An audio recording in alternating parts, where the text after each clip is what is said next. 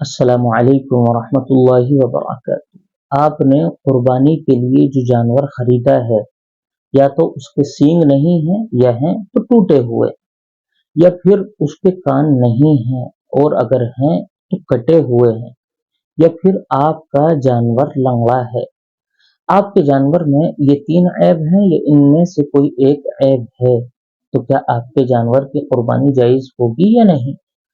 आम तौर से किसी न किसी जानवर में ऐसे ऐब पाए जाते हैं और लोग जो है मसला मालूम ना होने की वजह से खरीद लाते हैं और उस जानवर की कुर्बानी पेश करते हैं। तो क्या आपके इस जानवर की कुर्बानी कबूल हो जाएगी या नहीं, या आपको फिर दूसरे जानवर की कुर्बानी करनी पड़ेगी। आज की इस वीडियो में इंशाल्लाह यही बात करेंगे। देखिए, आपने जो जानवर खरीदा है उसके सर पर बिल्कुल भी सींग है ही नहीं। आपके उस जानवर के सींग आते ही नहीं हैं।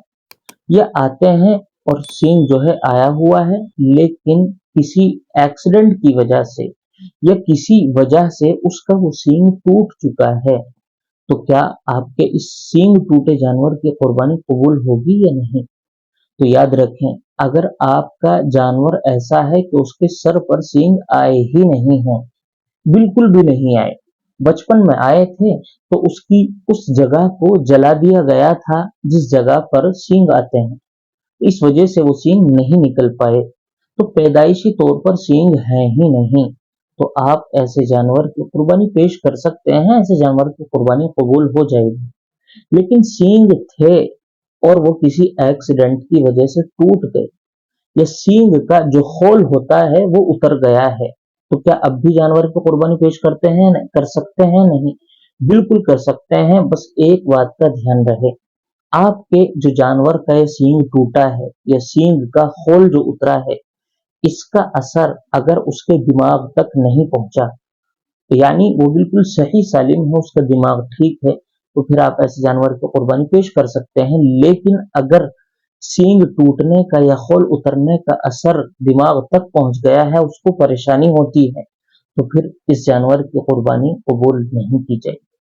इसी तरह आपका जो जानवर है उसका कान कटा हुआ है या पैदाइशी तौर पर कान है ही नहीं, तो ऐसे जानवर की कुर्बानी कबूल नहीं की जाएगी।